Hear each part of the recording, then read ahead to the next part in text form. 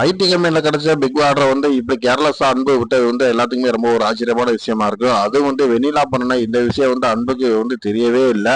So அவர் சொல்றாரு, முழுக்க முழுக்க நான் செக் பண்ணி தான் எல்லாத்தையுமே அனுப்பிச்சு விட்டு அப்படி இருந்து எங்க தப்பு நடந்துச்சு அப்படிங்கிறது தெரியல. கண்டிப்பா இது சமைக்கும் போது எந்த தப்பு நடந்திருக்காது. யாரோ பிளான் பண்ணி இந்த மாதிரி வந்து சாப்பாடை மாத்தி வச்சிருக்கணும் அப்படின்னு சொல்லி பாட்டிட்ட வந்து அவர் எக்ஸ்பிளைன் பண்றாரு.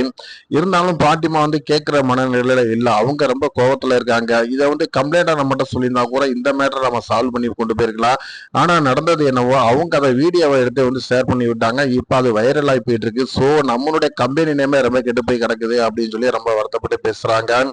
அதே நேரத்துல வந்து பாட்டியை வந்து நல்லா ஏத்தி விடுறாரு அன்போட அப்பா. அவரை பொறுத்த வரைக்கும் நம்ம முன்னாடியே நம்ம கண்ணு முன்னாடியே எந்த அளவுக்கு டாப்ல போயிட்டு இருக்கேன் அப்படின்ற ஒரு எண்ணத்தை நம்மளுடைய வந்து சுதந்திரம் எல்லாமே பறி போயிருச்சு. ஸோ இந்த தான் நல்ல வாய்ப்பு இவனை டீக்ரேட் பண்றதுக்கு அப்படின்னு சொல்லிட்டு பாட்டிட்ட வந்து ஃபுல்லா ஏத்தி விடுறாரு.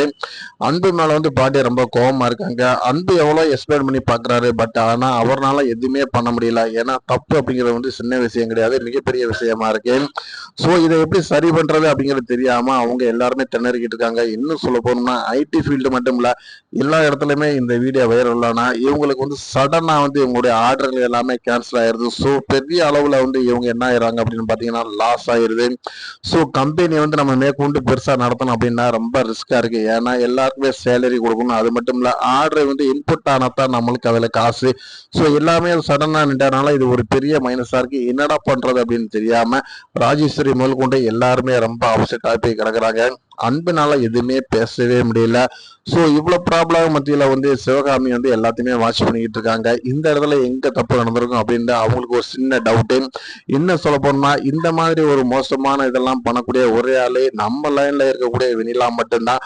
பட் ஆதா எல்லாருமே இவங்க வீட்டு முன்னாடி நம்ம சொன்னோம்னா யாருமே கேட்க மாட்டாங்க. இவங்களை பொறுத்த வரைக்கும் வெண்ணிலா வந்து ஒரு பெரிய ஒரு பிக்கோட ஒரு, அதாவது வந்து பணம் உள்ள ஒரு ஆள் அப்படின்னு தான் நினைக்கிறாங்க. ஆனா அவளோட மனசுல வந்து எந்த அளவுக்கு பேடான விஷயங்கள் இருக்கு அப்படிங்கறது வந்து இந்த வீட்டாளர்களுக்கு யாருக்குமே தெரியாது.